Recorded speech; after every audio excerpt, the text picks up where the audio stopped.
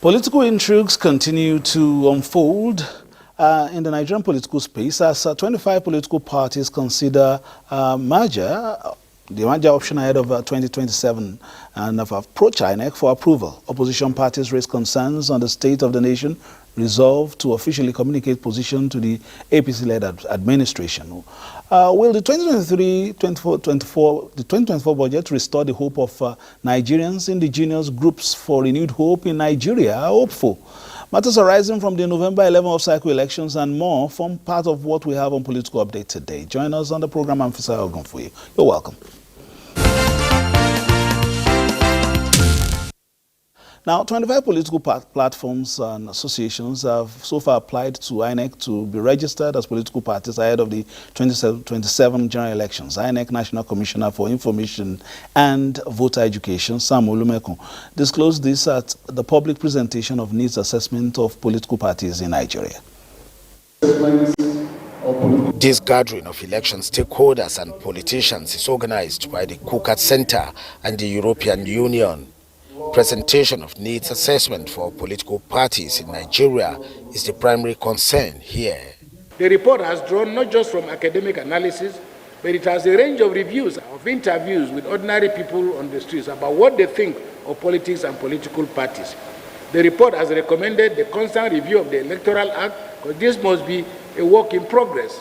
The chairman of INEC, represented by the National Commissioner, and chairman of Information and Voter Education Committee of INEC, Mr. Sam Olumekun, believes that despite harsh criticism that INEC has passed through, especially in the last couple of months, leaders have emerged from the political parties into various political offices. Political parties serve as the bedrock of our democratic framework, and the comprehensive needs assessment is an indispensable tool in ensuring their efficacy and responsiveness to the ever-evolving needs of the Nigerian people. Democracy must survive in this country, and for it to survive, all actors must be given that enabling environment. President of the Senate, Godswill Akpabio, represented by the senator representing Anambra Central Senatorial District, Victor Ume, says since the return to democracy in 1999, Nigeria's political landscape had witnessed significant transformation, which can be attributed to the relentless efforts of various stakeholders and institutions, including Nigerians and political parties.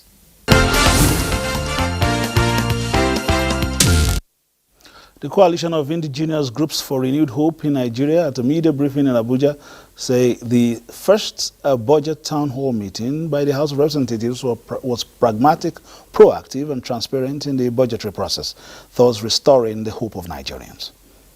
By working as a perfect combo, Speaker Abbas' support for Chairman Bichi have set a new standard for leadership in Nigeria. Their exemplary actions have inspired confidence in the government and have reignited the hope of all Nigerians for a brighter future. We want to actually bring out the youth on the street. That is our major problem. We want to make sure that every youth is involved in agricultural activities. And we're going to have clubs everywhere, both in primary schools and secondary school, where we will involve them in agricultural activities. We're going to also be engaged in cluster farming. You know, the insecurity everywhere, but we have to have a cluster farming where we'll go in group with securities, and that will improve food production. Some concerned political parties have expressed commitment to partner the federal government to strengthen Nigeria's democracy to ensure good governance is delivered to Nigerians. At a press conference in Abuja, where the parties highlighted 7 areas of concern of which they want the federal government to pay attention, the group also resolved to send a blueprint of the recommendations to the federal government for implementation. The security situation in the country at the moment, conflicting court judgments and other recent developments in the judiciary, cutting down on borrowing in the budget, palliative distribution processes and strengthening of the naira, as well as reducing cost of governance are some of the areas the concerned political parties pointed to. So I appeal to the government as it is today to open the door let's have consultation with the local investors, see how we can start this thing. It won't just be to criticize only, but we will also offer alternative solutions. Alternative solutions that we think as the body, the government should be doing to alleviate the problems of the people. So we are urging our senior judges in the country. You know, they have passed some of the landmark judgments that can stand the test of time. But they should look at how they can save this democracy. The political parties also urged government to review the fuel subsidy removal and other economic policies in order to expose corrupt practices capable of taking the country back into the woods. Kenneth Nanim, NTA News.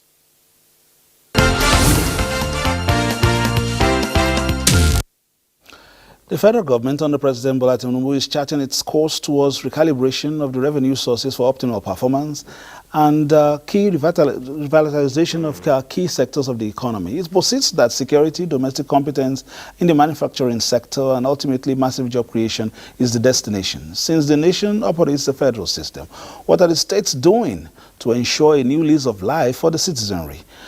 Commissioner for Information, Kebbi State, Malam Yakubu Ahmed Binin Kirby, joins us today. Thank you for joining us. Thank you very much. Let's start this way. Your governor, you still have a case in court. The PDP has disputed the election of your governor.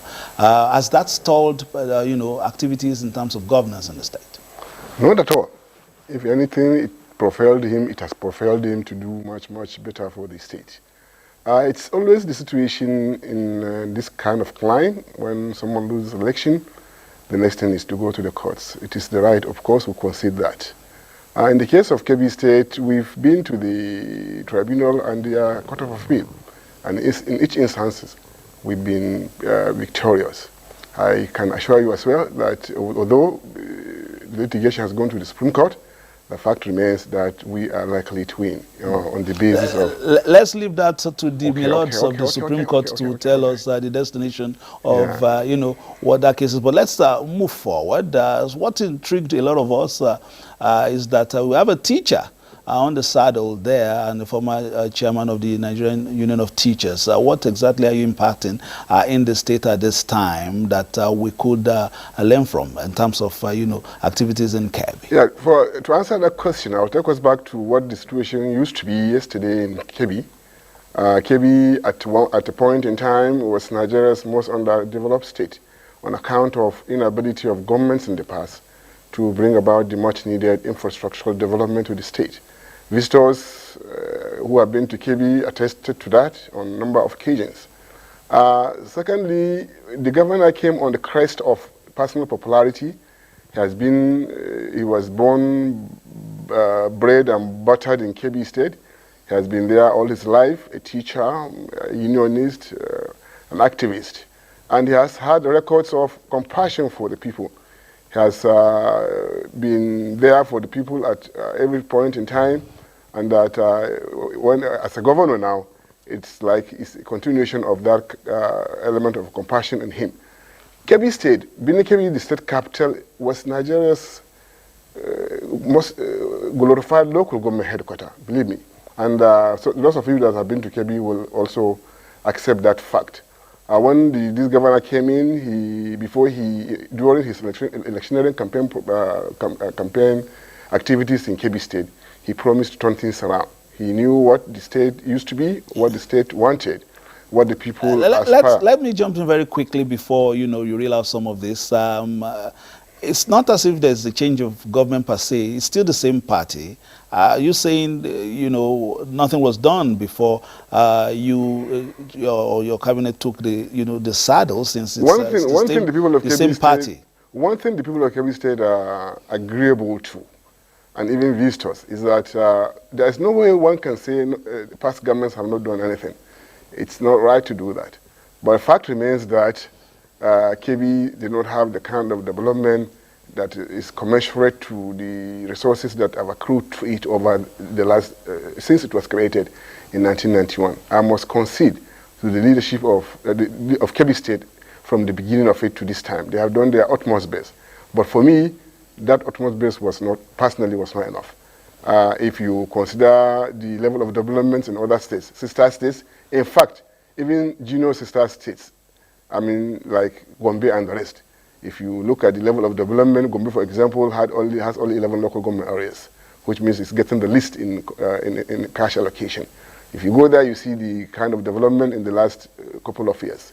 If you compare that to KB, you will agree that we needed much more. I want to draw a line here to just give you an example of why KB is celebrating our governor. I would also allow, in terms of, infrastructure development, there will be enough time, to enumerate. I will give you enough time for that. Okay. But let's just to set a tone for this. I wanted to get at least the political picture well. Being a teacher and, looking at this background as well that you have rightly, spoken to, I still understand that in terms of local government administration, we're still having people in acting capacity. No election has taken place. When will that happen? Well, we are on the verge of, I'm sure, a dissolution of the councils. And the next couple of weeks, I suppose, or a month at most, we hear that. We're making an arrangement to continue to democratize processes at that level. And I can assure you that our governor, being democratically elected by the majority of the people of Kebbi State, looking at his background as a Democrat, as a teacher, as a unionist, as an activist, we're going to get it right this time around in terms of electing people at that grassroots level. It is very, very vital and important, because if you get it right there, the next few things you get through your hands on, you succeed. That is why democracy is always for the people, by the people. Do we have specific timelines now? Well, I can assure you by February, by February or thereabout, we're going to have elected government in place at local government level. All right, let's go to state of affairs in that state very quickly, so that we have an idea. We saw some of the challenges suffered in the past, talking about issues of insecurity, perennial flooding, which affected agribusiness, and a general lack of opportunities, perhaps man-made and some due to the vagaries of nature. What is the current administration doing to turn this tide? Kebbi used to be Nigeria's most peaceful state, most peaceful in all ramifications. It is still the most peaceful state in Nigeria, regardless of the pockets of banditry in the southern part of the state. I agree, of course, that we've had tough times in terms of gunmen running helter-skelter, killing people in that part of the state. But since this government came into office, we've witnessed a reduction, drastic reduction of banditry in that part of our state. The issue has always been that we in Kebbi, we don't have cells of criminals there. They used to come in from our neighbors in Niger State, Zamfara State, Sokoto State. We have a local government area we call Danko Wasabu in the southern part of Kebbi State. It's a very big local government area. It's there we neighbor Niger State, Sokoto State, and Zamfara State. Bandits from those three states come into Kebbi, perpetrate criminality, and rush back. Then when this government, well, at that time, I can assure you, well, I agree, we've had instances where it's an everyday occurrence. But since this governor came into office, he has taken measures, practical measures, that have led to the reduction, drastic reduction. In fact, in the last couple of weeks, we've never had one single incident of major banditry activity. When he came in, he interfaced with security agencies at all levels, and they came up with solutions, new ideas of how to confront the bandits that come in, perpetrate, and rush back. One of the actions taken, we don't like talking too much about security measures, but for this one, I would like people to know that one of the measures taken was the deployment of security men to about eight places in that part of the state that will have this banditry activity. And that has resulted in the annihilation of most of the leadership of bandits that come in and rush back. One of them, a couple of weeks or months ago, Nesara, one of the kingpins, was gunned down in an ambush. And before then, quite a number of them have also been ambushed and killed. As a result of that, we have peace in that area. And let me tell you why we have peace in that area. The farming activities that was stalled before this government came in, as a result of as a result of the banditry activity, we now have farmers from these three neighboring states, Niger, Zamfara, and Sokoto, coming back to Kebbi, because Kebbi is now free of them and conducting their farming activity. All right, in terms of, sociologists and even economists say, how can we differentiate genuine progress from political talk, that's concrete development? Projects in place, in spite of the fact that, how we started, there's a case in court, but there are visible signs of progress very quickly. Well, I want to say this. You see, Kebbi State, as I said earlier, today is Nigeria's, because we have potentials, but particular agricultural potentials, such that Kebbi can easily become Nigeria's food basket in terms of rice cultivation, wheat cultivation, sugarcane cultivation.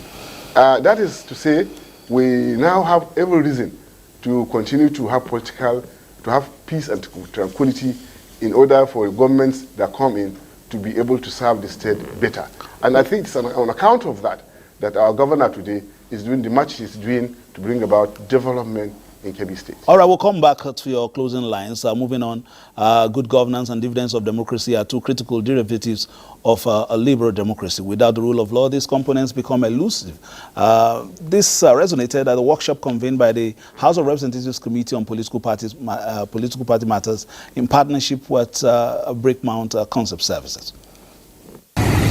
The concept of rule of law seems so simple, but remains the fulcrum of democracy.